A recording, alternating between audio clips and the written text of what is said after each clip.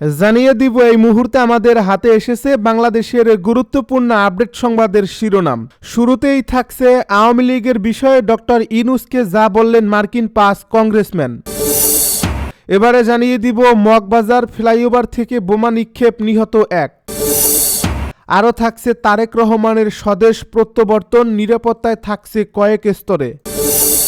এদিকে বিএনপি নেতার বসতঘরে দুর্বৃত্তদের আগুন, এবারে মারা গেলেন তার আরেক মেয়ে, ৯০% দগ্ধ স্মৃতি।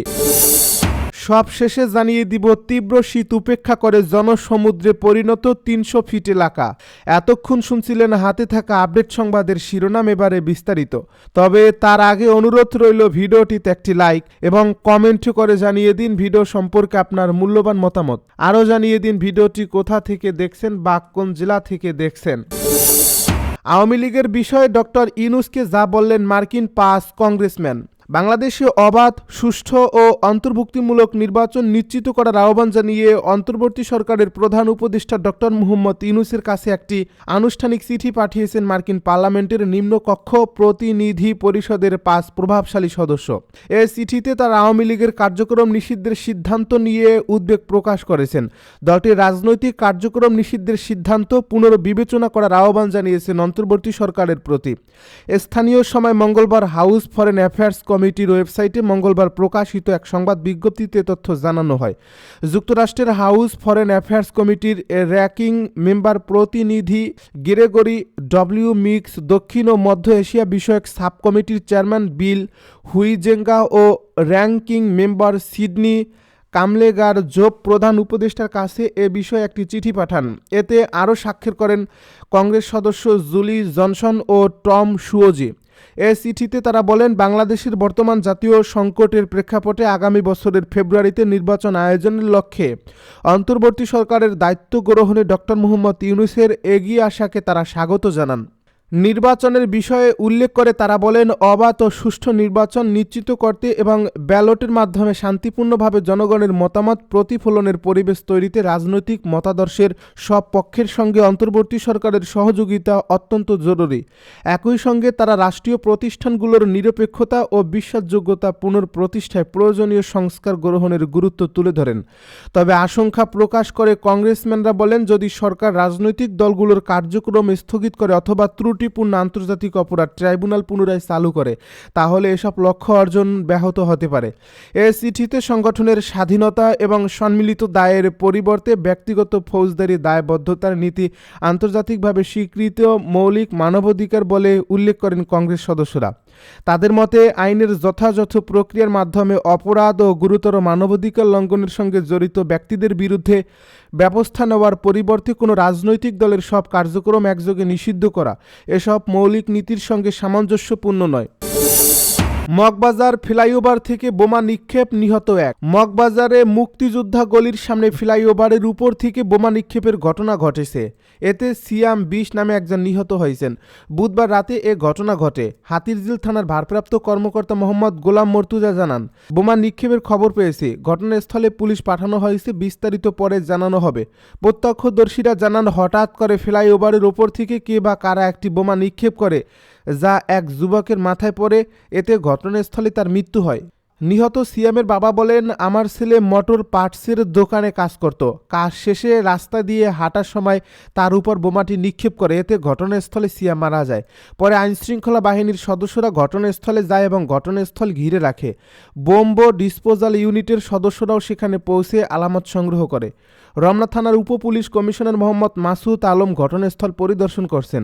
আলামত সংগ্রহ করা হয়েছে জানিয়ে তিনি কালবেলাকে বলেন, ফ্লাইওভার থেকে বোমাটি ফেললে ভিকটিমের মাথায় লাগে, সাথে সাথেই তিনি মারা গেছেন। কে বা কারাই নাশকতা ঘটিয়েছে তার অনুসন্ধান চলছে। তারেক রহমানের স্বদেশ প্রত্যাবর্তন, নিরাপত্তায় থাকছে কয়েক স্তর। দীর্ঘ ১৭ বছর পর বৃহস্পতিবার দেশে ফিরছেন বিএনপির ভারপ্রাপ্ত চেয়ারম্যান তারেক রহমান। তার স্বদেশ প্রত্যাবর্তন উপলক্ষে সরকারের পক্ষ থেকে সর্বোচ্চ নিরাপত্তা ব্যবস্থা নেওয়া হয়েছে। এছাড়া তারেক রহমানের জন্য দলের পক্ষ থেকেও নিরাপত্তা নেওয়া হয়েছে। এ ব্যাপারে স্বরাষ্ট্র উপদেষ্টা লেফটেন্যান্ট জেনারেল মোহাম্মদ জাহাঙ্গীর আলম চৌধুরী বলেছেন, 25 ডিসেম্বর তারেক রহমানের স্বদেশ প্রত্যাবর্তনকে ঘিরে রাজধানীতে সর্বোচ্চ নিরাপত্তা নিশ্চিত করা হবে। জাহাঙ্গীর আলম চৌধুরী বলেন, তারেক রহমানের দেশে নিরাপদ আগমন নিশ্চিত করার জন্য ইতিমধ্যেই প্রস্তুতি নেওয়া হয়েছে। স্বরাষ্ট্র উপদেষ্টা আরও বলেন, আইন প্রয়োগকারী সংস্থাগুলোকে সম্পূর্ণ সতর্ক ও সমন্বিত থাকার নির্দেশ দেওয়া হয়েছে। তারেক রহমানের নিরাপত্তার বিষয়ে বাসসের সঙ্গে আলাপকালে পুলিশের মহাপরিদর্শক মোহাম্মদ বাহারুল আলম বলেন, বিএনপির ভারপ্রাপ্ত চেয়ারম্যান তারেক রহমান একজন গুরুত্বপূর্ণ ব্যক্তি। তার সুরক্ষায় সর্বোচ্চ নিরাপত্তা ব্যবস্থা নেওয়া হয়েছে। আইনশৃঙ্খলা রক্ষাকারী বাহিনীর সদস্যরা পোশাকে ও সাদা পোশাকে মোতায়েন থাকবেন। এছাড়া বিএনপির পক্ষ থেকে তার ব্যক্তিগত নিরাপত্তা ব্যবস্থা রাখা হয়েছে। জানা গেছে, দেশে ফেরার পর তারেক রহমান যাতায়াতের সময় পাবেন পুলিশি পাহারা সহ বিশেষ নিরাপত্তা। এছাড়া তার বাসভবন ও অফিসে থাকবে নিরাপত্তা। উর্দিধারীদের পাশাপাশি সাদা পোশাকে গোয়েন্দারা তারেক রহমানের নিরাপত্তায় নিয়োজিত থাকবেন। পুলিশ সূত্রে জানা গেছে, তারেক রহমান বিমানবন্দর থেকে গুলশানে আসার পথে বিপুল সংখ্যক পুলিশ সদস্য মোতায়েন থাকবেন। এছাড়া নিরাপত্তায় মাঠে থাকবেন ঢাকা মহানগর পুলিশের সোয়াট টিমের সদস্যরা। ডিএমপি সূত্রে জানা গেছে, তারেক রহমানের স্বদেশ প্রত্যাবর্তনের দিন ঢাকা মহানগর জুড়ে সর্বোচ্চ নিরাপত্তা ব্যবস্থা গ্রহণ করা হবে। জানা গেছে, তারেক রহমান হযরত শাহজালাল আন্তর্জাতিক বিমানবন্দরে পা রাখার পর তাকে বহনকারী গাড়ির আগে পিছে পুলিশ প্রোটেকশন দেবে ঢাকা মহানগর পুলিশ। ইউনিফর্মধারী পুলিশের পাশাপাশি সাদা পোশাকেও ছদ্মবেশে গোয়েন্দারা তারেক রহমানের নিরাপত্তার দিকটি দেখভাল করবেন। জানা যায়, তারেক রহমান বিমানবন্দর থেকে গুলশানে আসার পথে কয়েক হাজার পুলিশ সদস্য মোতায়েন করার সিদ্ধান্ত নেওয়া হয়েছে।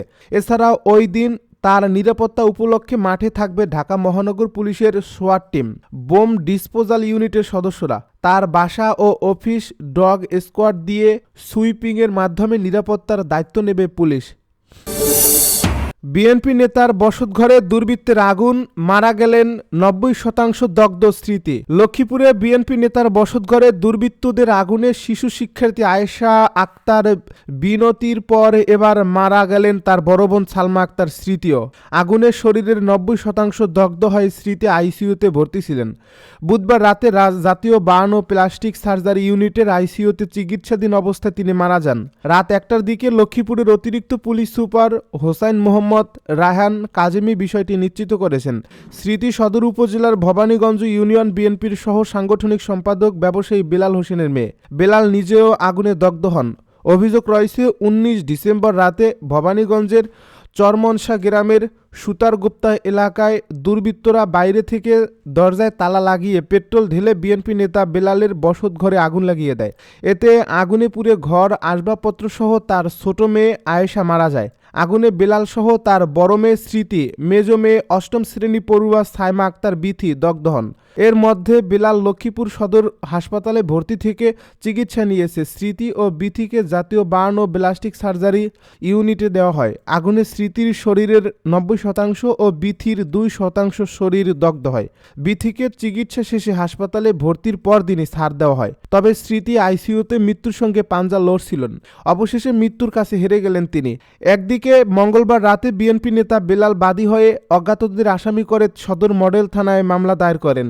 ঘটনার পর থেকেই পুলিশ ঘটনাটি তদন্ত কাজ করছেন। পুলিশ ঘটনাস্থল থেকে 3টি তালা উদ্ধার করছে। এর মধ্যে 2টি তালা লক ও একটি খোলা অবস্থায় পাওয়া গেছে। তবে পেট্রোল ঢেলে আগুন লাগানোর আলামত পাওয়া যায়নি বলে জানিয়েছে পুলিশ। তীব্র শীত উপেক্ষা করে জনসমুদ্রে পরিণত 300 ফিট এলাকা। বিএনপির ভারপ্রাপ্ত চেয়ারম্যান তারেক রহমানের দেশে ফেরা উপলক্ষে গণসংবর্ধনার আয়োজন করছে দলটি। রাজধানীর 36 জুলাই এক্সপ্রেসওয়ে অর্থাৎ 300 ফিট এলাকায় এই আয়োজনের প্রস্তুতি হিসেবে মঞ্চ তৈরির কার্যক্রম সম্পন্ন হয়েছে। তীব্র শীত উপেক্ষা করে সংবর্ধনা স্থল জনতার স্রোতে পরিণত হয়েছে। বৃহস্পতিবার ভোরেই পরিপূর্ণ হয়েছে মঞ্চ এলাকা। অনেক নেতাকর্মী খোলা আকাশের নিচেই রাত কাটিয়েছেন। এখনও বিভিন্ন এলাকা থেকে নেতাকর্মীরা আসছেন। প্রায় 17 বছর পর বৃহস্পতিবার দুপুরে লন্ডন থেকে দেশে ফিরছেন তারেক রহমান। তার স্বদেশ প্রত্যাবর্তনকে স্মরণীয় করে তুলতে এবং রাজকীয় সংবর্ধনা দিতে এ মঞ্চ নির্মাণ করা হয়েছে।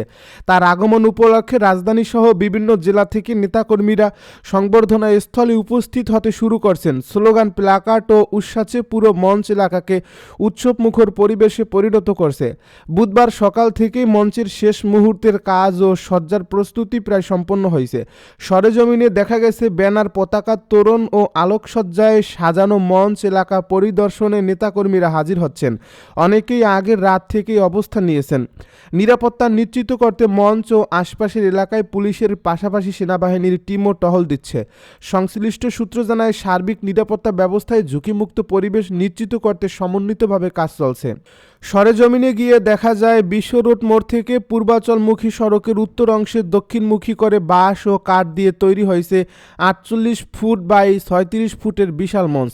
এখন অপেক্ষা শুধু তারেক রহমানের আগমনের। আরও দেখা গেছে 48 বাই 36 ফুট আকারের বিশাল মঞ্চে বসানো হয়েছে এলইডি স্ক্রিন।